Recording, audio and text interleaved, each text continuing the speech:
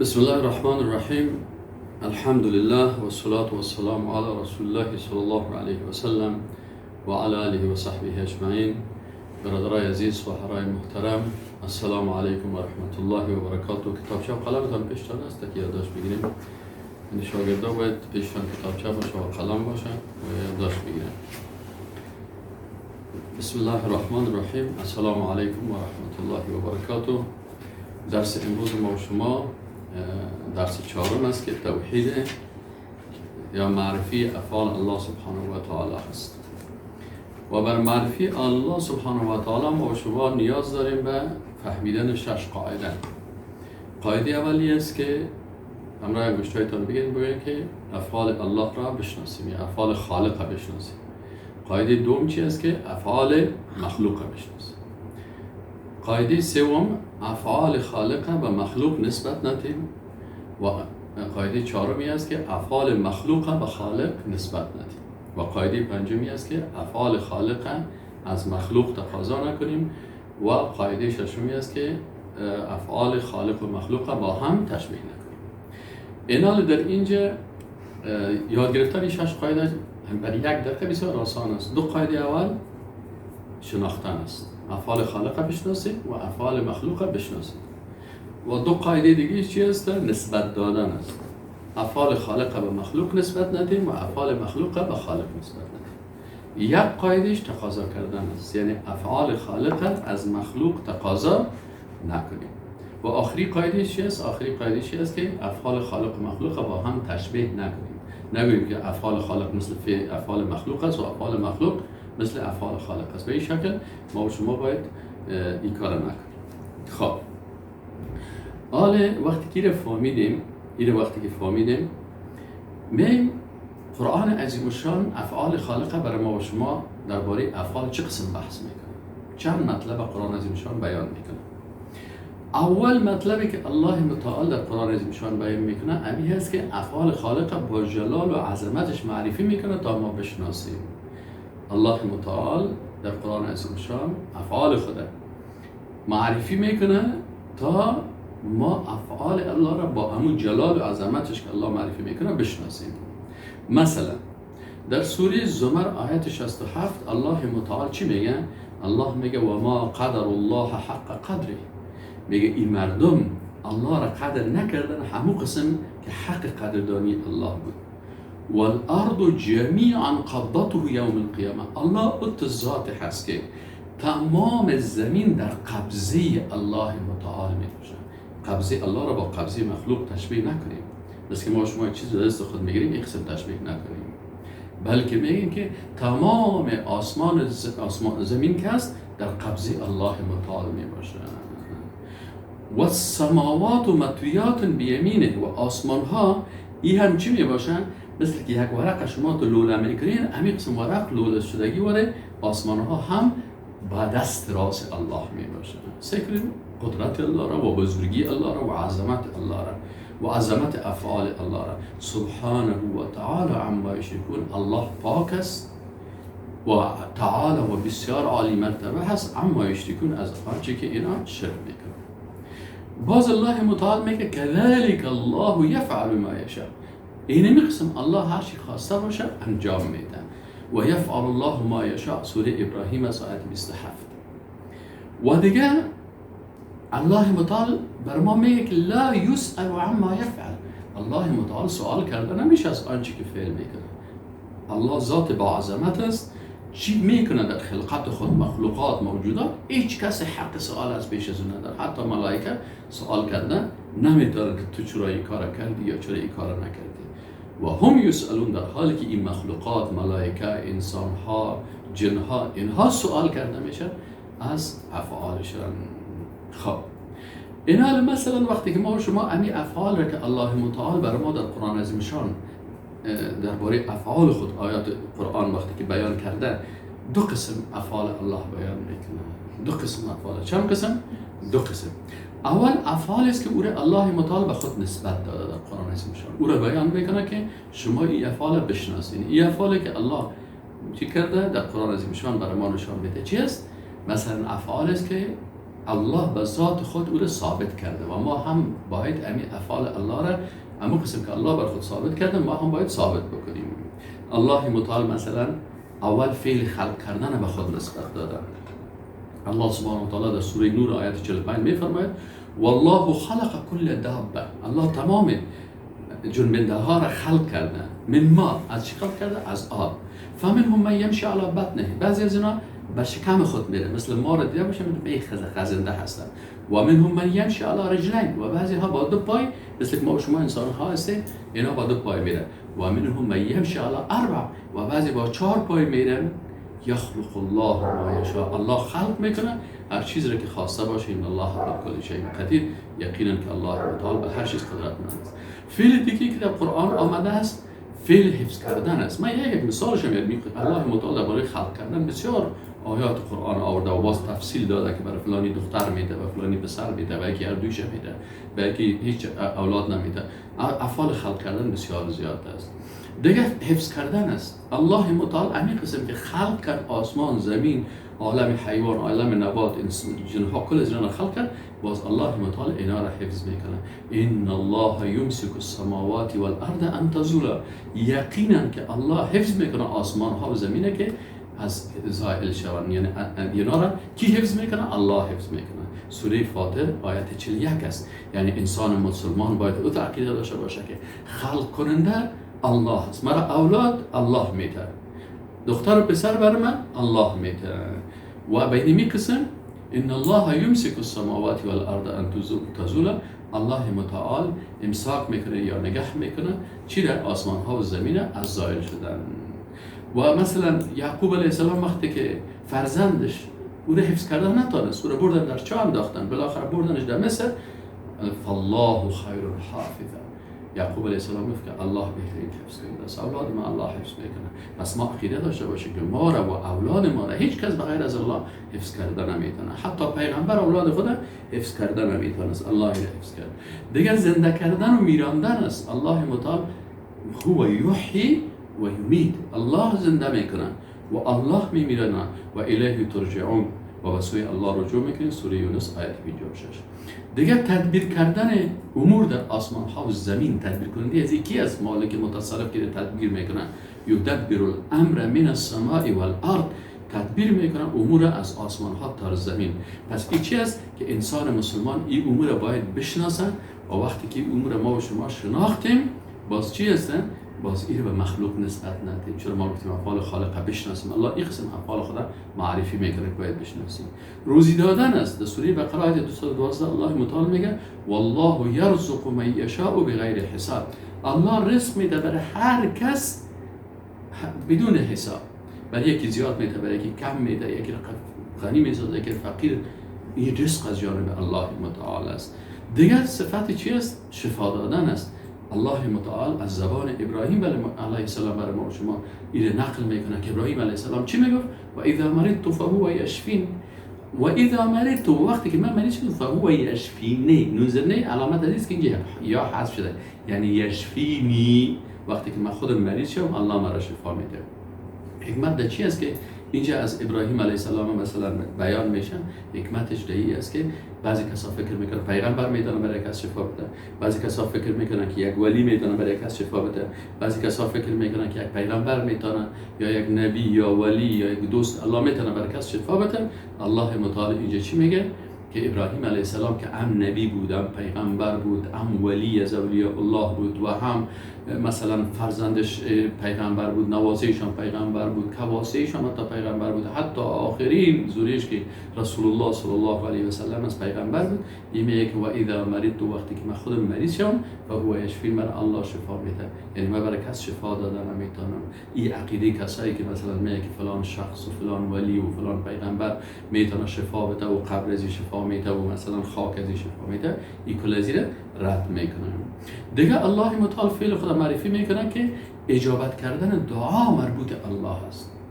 و اذا مرضت، آیت قرآن میگه ادعونی، الله متعال میگه ادعونی، شما دست دعا به بارگاه ما بلند بکنید، شما از ما طلب بکنید، استجب لکم، ادعونی، سیکو یا متکلم است. الله میگه از ما، حتی یه نگفته ادعونا، از ما. اینجا گفته ادعونی فقط از من، چون اینجا باب توحید است. همیشه فکرتون باشه در جایی که الله متعال توحید بیان میکنه ضمیر مفرد میاره، باز جایی که جلال و عظمت خدا بیان میکنه اونجا باز ضمیر جمع میاره، انا نحن نزلنا الذکر، اونجا چی است؟ عظمت خدا بیان میکنه. لکن در اینجا یای متکلم است مفرد، یعنی الله متعال میگه فقط از من طلب بکنین، فقط دست دعا را به بارگاه ما بلند بکنین، استجیب لکم، ما بر شما اجابت میکنم. و باز دیگه آیت قرآن الله میگه اما یجیب المضطر اذا دعا، کی میتونه انسانی که در حالت اضطراری و سختی باشه این دعا را بلند بکنه؟ کی میتونه اون را اجابت بکنه؟ و یکشف السوء و مشکلات ضرور رفع بکنه؟ هیچ کس نمیتونه بغیر از الله متعال. پس اینی است توحید در افعال الله متعال، توحید در خلق کردن، توحید در روزی دادن، توحید در شفا دادن، توحید در اجابت دعا کردن، اجابت دعا، این کلش توحید بیان میکنه. توحید القرآن کله فی التوحید. پناه دادن الله متعال چی میگه بر رسول الله صلی الله علیه و سلم؟ قل اعوذ برب الناس، بگو ای رسول الله صلی الله علیه و سلم من خودم پناه میبرم بر رب مردم. اینجا حکمت در این چی است که الله متعال بر رسول الله خطاب میکنه، میگه قل، بگو ای رسول الله صلی الله علیه و سلم بر مردم من که پیغمبر هستم، من که حبیب الله هستم، من که بالای من قرآن نازل شده است، من عقیدیم چی است که خودم پناه میبرم به رب الناس، من به الله پناه میبرم.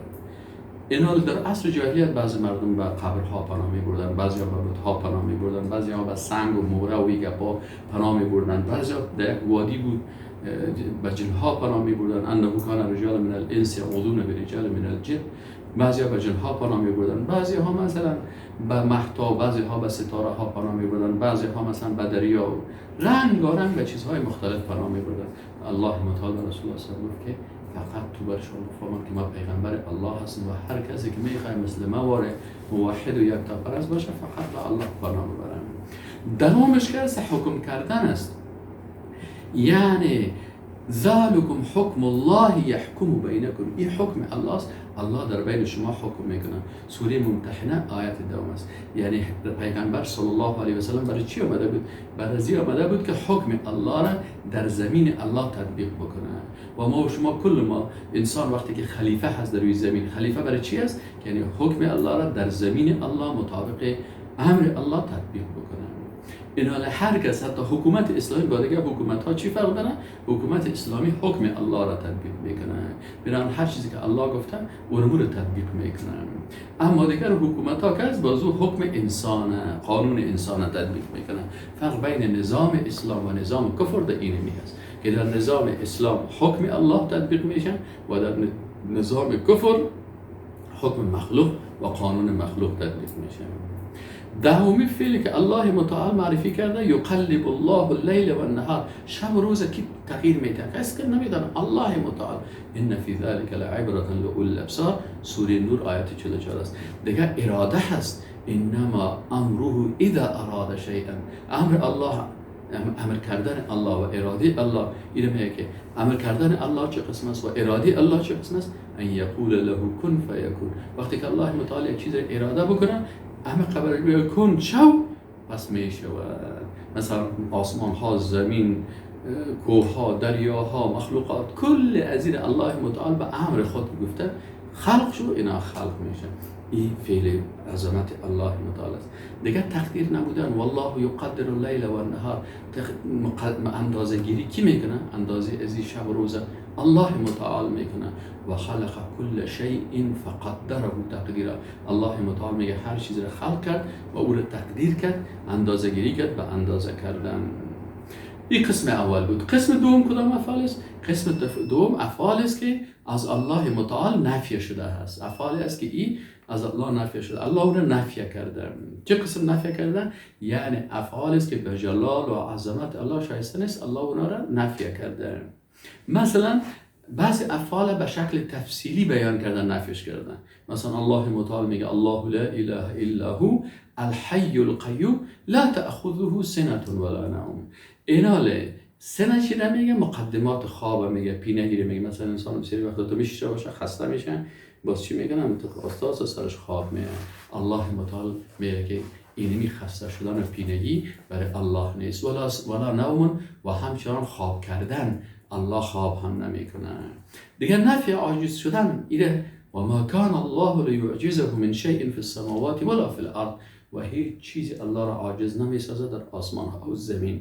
دیگه ثقیل بودن حفظ آسمان ها و زمین، الله متعال میگه که وسع کرسیه السماوات والارض، کرسی الله از آسمان ها و زمین که بزرگتر است.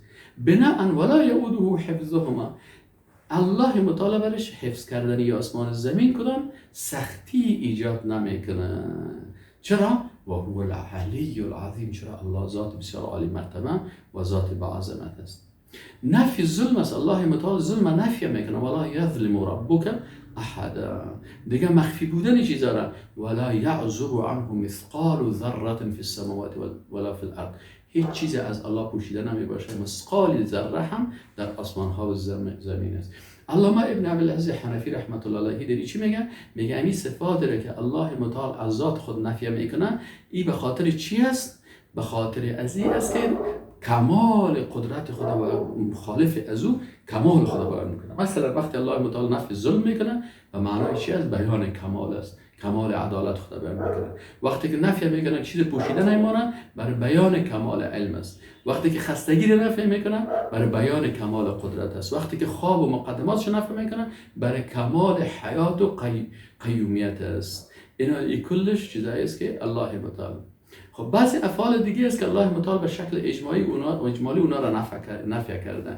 مثلا وقتی که مشرکین افعال رو به الله نسبت میدادن، الله متعال میگه سبحان ربک رب العزة عما یصفون، سبحان پاک است رب تو رب العزت از آنچه که اینا توصیف میکنن، و سلام علی المرسلین، و سلامتی است بر پیغمبرها. چرا پیغمبرها امو افعال و امو صفات به الله نسبت میده که به جلال و عظمت الله شایسته است. والحمد لله رب العالمین، و حمد و ثنا و صفت است به الله رب العالمین. همینجا سبحان الله و الحمدلله با هم چی فرق داره؟ سبحان الله یعنی در سبحان الله چی معنا میشه؟ معنای سبحان الله است که الله متعال از تمام صفات نقصانی که در مخلوقات موجود است پاک است، پاک است، منزه است. سبحان الله. وقتی که میگی سبحان الله و این معنا که الله متعال از تمام صفات نقصانی که در مخلوقات است پاک است. و وقتی که میگه الحمدلله یعنی تمامی صفات عظمت و جلال و بزرگی برای الله متعال است، خاص برای الله متعال است. یعنی به خاطر این دو کلمه ثقیل هستند در ترازوی میزان، بسیار زیاد خفیفتان علی اللسان ثقیلتان فی المیزان. چرا؟ به خاطر ازی که اینا بسیار معنای بزرگ دارن. خب اینا الله متعال مطلب دومی که بیان میکنه افعال مخلوق برای ما و شما معرفی میکنه. مثلا الله متعال در قرآن افعال مخلوق مثلا بیان میکنه که مخلوقات در دنیا هم بسیار ضعیف هستند و افعالشان در آخرت هم ضعیف هستند. مثلا ضعفی افعال انسان در دنیا چه قسم است؟ مثلا میگه بعضی افعالشان باز مثبت است و بعضی افعالشان منفی هست از انسان. مثلا افعال مثبت انسان چی است؟ الذين هم على صلاتهم دائمون، که همیشه نماز میخوانند. والذین فی اموالهم حق معلوم، در مال خود برای للسائل و المحروم، برای سوال کننده و محروم یک حق تعیین کردن یک اندازه برای فقرا و مساکین و سوال کننده ها و محرومین. این هم یک صفت، یک فعل خوب انسان هست. والذین یصدقون بیوم الدین، که به یوم الدین تصدیق میکنن. این کلش آیاتی است از آیت 24 الی به بعد از سوره معارج. دیگه والذین هم من عذاب ربهم مشفقون، ان عذاب ربهم غیر مأمون، والذین هم لفروجهم حافظون، که بر شرمگاه خود حفظ میکنن از گناه ها و ایگابا. اینا بعضی معرفی افعال منفی مخلوق هم مثلا معرفی میکنه، که مثلا انسان که هست چی است؟ لا یسم الانسان من دعاء الخیر، انسان بسیار مالداری را خوش دارم تا سوال کرده میره که پیسه دار شو و اذا مسه الشر فیئوس قنوط، باز وقتی که برش یک شر برسه باز بسیار دلسرد و ناامید میشه. یه صفات منفی مخلوق است.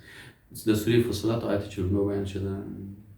اینا بعضی افعال ضعف انسان مثلا در آخرت نشان میده که و نفخ فی الصور فصعق من فی السماوات و من فی الارض، وقتی که نفخ شود در صور سرگردان چی میشه؟ همگی میمیرن در آسمان ها و در زمین. سیدو این صفت ضعف مخلوق. الا من شاء الله ثم نفخ فیه، باز بعد از یک نفخ دیگه میشه.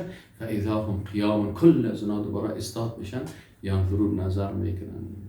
پس افعال مخلوق است، افعال مخلوق یا افعال خوب است یا افعال منفی هست، لکن در مجموع همین افعال مخلوق اگر خوب است، خوردن، نوشیدن، ازدواج کردن، این کل ازیا فرزند به دنیا آوردن، افعال خوبش یا افعال خرابش مثل بخیلی کردن، دروغ گفتن، دزدی کردن، اینا کل دلالت میکنن به عاجزی و احتیاج انسان.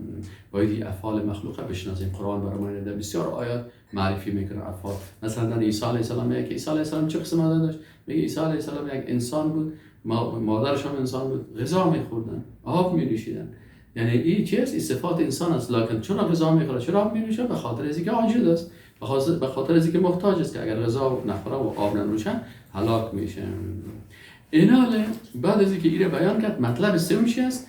باز نسبت دادن افعال خالق و مخلوق و تقاضای از مخلوق این بیان میکنه که اگر کسی این نسبت میده و یا تقاضا میکنه، اینجا این شرک مبتلا میشه.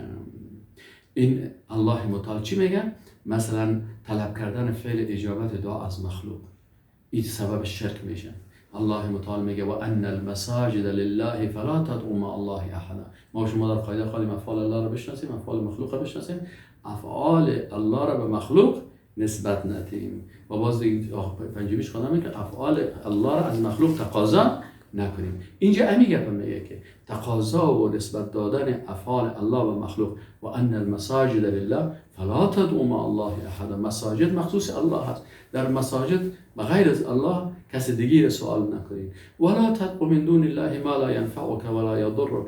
الله متعال میگه طلب نکن بغیر از الله ما او چیزی را که لا ينفعك ولا يضرك، نه برای تو نفع میرسه نه ضرر. تو پیش قبر میری یا پیش بت میری، اون برای تو نفع رسانه نمیتونه. و فان فعلت فانك اذا من الظالمين. اگر این کار کردی باز تو از جمله ظالما هستی. یا طلب نفع و ضرر از مخلوقین هم نکنیم. چرا؟ الله متعال میگه و این یمسسک الله بضر فلا کاشف له الا هو. اگر الله بر تو یک ضرر برسانه، هیچ کسی ضرر را دور کرده نمیتونه بغیر از الله. و این یرید که به خیر، و اگر الله بر اراده خیر بکنه فلا راد لفضله. پس هیچ کسی فضیلت الله را رد کرده نمیتونه. سوره یونس آیت 107. در آیت دیگه چی میگه؟ ان الذين تدعون من دون الله لن يخلقوا ذبابا. او کسایی که شما بغیر از الله طلب میکنید بین از برازنا دست دعا رو بلند میکنن و یک دانه مگس پیدا کردن نمیتونن. همین کل بت‌های دنیا را یک جای بکن، یک تا مگس اینا جور کردن نمیتونن. و این یسلبهم الذباب شیئا، میگه اگر باز مگس از خود از یک چیز بگیرن، مثلا یک مگس به مثلا یک چشمی که برای بود ساختن، همون چشمک از روی مگس بگیره از بین ببرن، از سرش مرداری کنه و چشمش کور شه و چشممون بود. دیگه چی هست؟ میگه لا یستنقذوه منه، نمیتونن همون چشم خودم از مگس نجات بدن. ضعف الطالب والمطلوب. سوره حج آیت 73 هست. از این خاطر الله متعال میگه و ما قدر الله حق قدره ان الله لقوی عزیز. اینا الله را قدردانی نکردن به اون چیزی که الله مستحق بود. الله قوی و عزیز. سوره حج آیت 74. دیگه نسبت دادن فعل تشریع به مخلوق. بعضی از کسایی که مشرک میشه که شریعت و حکم تعیین حلال و حرام و جایز و ناجایزه برای کی به مخلوق نسبت میدن. مثلا اتخذوا احبارهم و رهبانهم اربابا من دون الله. یهود و نصارا چرا کافر شدن؟ که برای علمای خود صلاحیت دادن که حلال حرام کنن، حرام حلال کنن. اینه وقتی که کسی این صلاحیت داد در حقیقت او عبادت کرده. چرا؟ و المسیح ابن مریم و همچنان عیسی پسر مریم و ما امروا الا لیعبدوا الها واحدا. برای زنا گفته شده بود شما فقط الله را عبادت بکنید، فقط احکام الله را اطاعت بکنید. اینا لیا و امر نشه مگر که عبادت الله واحده بکنن. پس اینجا وقتی که حلال و حرام هم کس از کس اطاعت میکنن در حقیقت او را عبادت کرده. این هم عبادت هست. این عبادت تشریعی میگن. مطلب چهارم نسبت دادن افعال مخلوق به خالق. بعضی کسا قرآن عظیم شان از نسبت دادن افعال مخلوق به خالق منع میکنن. چرا؟ به خاطر که افعال مخلوق افعال ضعف و عاجزی و ناتوانی است و نسبت دادن افعال مخلوق به الله این بی‌ادبی هست برای الله متعال. مثلا بعضیا گفتن که الله متعال میگه بعضیا نسبت فرزند پیدا کردن به الله میده. الا انه من افکهم لا یقولون. یقین داشته باشید که اینا از تهمت خود چی میگن؟ میگن ولد الله. الله فرزند به دنیا آورد و اینهم لکاذبون، یقینا که اینا دروغگوی هستن. سوره صافات آیت 151 152. دیگه نسبت دادن بسته بودن دست یا بخیل کردن. یهودی‌ها چرا کافر شدن؟ گفتن وقالت الیهود ید الله مغلوله، گفتن دست الله بسته است. عیاذ بالله. چی معنی؟ یعنی بخیل است. الله متعال میگه غلت ایدیهم، دستای خودشان بسته باد خودشان. الله متعال بخیلی. بسیار یهودی‌ها امی بخیل هستند. الله متعال میگه خودشان بخیل شوند و لعنوا بما قالوا، و لعنت شدن به آن چیزی که اینا گفتن. بل یداه مبسوطتان، بلکه دو دست الله باز است. ینفق کیف یشاء، نفقه میکنه چندین میلیارد مخلوق، نان میته و غذا میته و آب میته و در بحر مخلوقات خوراک میته و پرنده ها را خوراک میته. این چی است؟ این کلش از عظمت خالق متعال است. نسبت فعل دختر گرفتن و یجعلون لله البنات سبحانه و لهم ما یشتهون، برای الله نسبت دختر گرفتن میتن. این شرک دیگه هست. نسبت خسته شدن، امام طبری میگه قالت الیهود، میگه یهودیای خبیث میگفتن که ان الله خلق السماوات والارض، میگه الله آسمان ها و زمین فی 6 ایام، در 6 شبانه روز، در 6 روز خلق کرد. ففرغ من الخلق یوم الجمعه، باز فارغ شد از خلق امی مخلوقات در روز جمعه. و استراح، باز استراحت کرد یوم السبت، روز شنبه. فاکذبهم الله تعالی، پس الله اونا را تکذیب کرد، دروغ میگین. الله متعال گفت که و ما مسنا من لغوب، بر ما هیچ گونه خستگی و رنج و سختی نرسیده در خلقت آسمان و زمین. این سوره قاف هست. چرا الله متعال وقتی که یک چیز خلق میکنه مثل مخلوقات و رخ نیست که تشبیه بکنی، بلکه الله متعال اذا اراد شیئا ان یقول له کن فیکون. مطلب پنجم منع تشبیه افعال خالق با مخلوق، یا برعکسش. ما شما گفتیم که افعال خالق با مخلوق تشبیه نکنیم، افعال مخلوق با خالق تشبیه نکنیم. الله متعال بر ما و شما میگه که امی کارا نکنید. فلا تضربوا لله الامثال، برای الله مثال ها بیان نکنید که شبیه مثل فعل فلانی مخلوق مثل فعل الله، یا فعل الله مثل فعل. نه این تشبیه نکنید. الله متعال میگه ان الله یعلم و انتم لا تعلمون، سوره نحل آیت 74. و در آیت سوره 11 سوره شورا چی میگه؟ لیس کمثله شیء، مثل الله هیچ چیز نیست، در صفات، در ذات، در افعال، در هیچ چیز. و هو السمیع البصیر. دیگه بت پرستان چی میکردن؟ الله را تشبیه میکردن با پادشاه. اینا در حقیقت یا یک بی‌ادبی میکردن. چرا؟ پادشاه که است، وقتی که الله را تشبیه کردن با پادشاه، اینجا چی مشکل پیدا شده؟ پادشاه را تشبیه میکردن به الله، این مشکل چی پیدا میشه؟ که مثلا پادشاه ضعیف است، پادشاه را خو میبره، پادشاه را خو میبره، پادشاه گرسنه میشه، پادشاه مثلا مریض میشه، پادشاه تشناب میره، پادشاه ازدواج میکنه. اینا تشبیه خالق متعال به پادشاه، نسبت دادن امی افعال و صفات ضعف به خالق متعال است. الله متعال امی چیز از اینا را رد کردن. مثلا وقتی کسایی که کارا را رومی ها میکردن، باز اما عمرو بن لحی که قبلا هم بر شما گفتم، بازو رفت امی عقیده بت پرستی که تشبیه خالق به پادشاه هست. ایره باز الله متعال میگه الله لله الدین الخالص، یقین داشته باشین که دین خالص بر الله هست. والذین اتخذوا من دونه اولیاء، کسایی که بغیر از الله دوستا گرفتن، ما نعبدهم الا لیقربونا الی الله زلفا، ما اینا را عبادت نمیگیم مگر به خاطر ازی که اینا ما را به الله چی میکنن؟ نزدیک میکنن. اینا وقتی پادشاه را الله را به پادشاه تشبیه کردن، باز گفتن پادشاه رئیس داره، رئیس دفتر داره، سکرتر داره. وقتی پیش پادشاه میری مجبور اول عریضه ده به سکرترش بدی و مقربینش بدی. پس این امیره به الله را هم به پادشاه تشبیه کردن و گفتن که ما پیش از این بتا میریم عبادت میکنیم، بازی عریضه ما را به الله پیش میکنن. ما نعبدهم الا لیقربونا الی الله زلفا. این دلیل کی است؟ این دلیل بت پرستا و قبر پرستا است. الله متعال در جوابش چی؟ ان الله یحکم بینهم فیما هم فیه یختلفون، یقینا که الله در بین از اینا حکم میکنه در آن چیزی که اختلاف میکنه. ان الله لا یهدی من هو کاذب کفار، الله هدایت نمیکنه انسان های کاذب دروغگوی هستن و کفار و بسیار ناسپاس هستن. اینا این عقیده از این رد کرد. آخری مطلب چی هست؟ نتیجه گیری میشه که ما به این نتیجه میرسیم که افعال الله متعال افعال است که به جلال و عظمت الله شایسته هست و در قرآن عظیم شان ثابت است و نباید ما افعال را بالای از اضافه بکنیم، بلکه می افعال قبول بکنیم و این معنایش تغییر ندیم و افعال است که به جلال عظمت الله شایسته است. و دوم نتیجه میرسیم که افعال مخلوق افعال عاجزی و بیچارگی و احتیاج است. میخورن، مینوشن، ازدواج میکنن، سکرتر میگیرن، رئیس دفتر میگیرن، مقرب میگیرن، به خاطر ضعف و ناتوانیشان است. و سوم نقطه که ما یاد گرفتیم این است که نسبت دادن افعال خالق و مخلوق سبب شرک میشه. و چهارمی این است که نسبت دادن افعال مخلوق به الله سبب بی‌ادبی و کفر میشه و انسان از دایره ایمان خارج میکنه. دیگه پنجمی رو فهمیدیم تقاضا کردن افعال خالق از مخلوق این هم سبب شرک در افعال و شرک در ربوبیت میشه. و ششمی نقطه یاد گرفتیم که تشبیه کردن افعال خالق با مخلوق یا برعکس از اون، برعکس از اون تشبیه نمودن افعال مخلوق با افعال خالق یک عمل ناجایز میباشه.